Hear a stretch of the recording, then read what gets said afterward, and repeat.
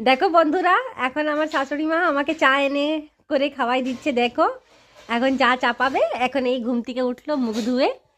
আর এই আমার বরটা, এই আমার ছোনা বরটা, এটা আমার শাশুড়ি মা এখন চা করছে। মা, আদা দিয়ে ভালো করে চা করো।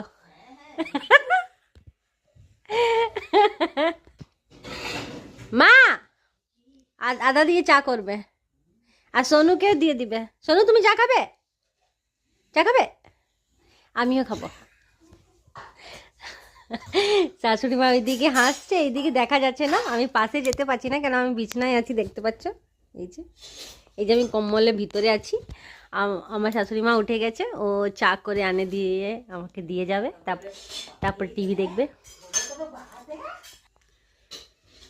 তো চলো, এই মিনি ব্লগটা কেমন লাগছে প্লিজ আপনারা শেয়ার করো। আর দেখি মা চা করে কত দেরিতে এনে দিচ্ছে। মা বলছে 11টা তুমি ঘুম থেকে উঠেছো আর এখন বদমাশি করছো, কি চা এনে দাও। তো দেখো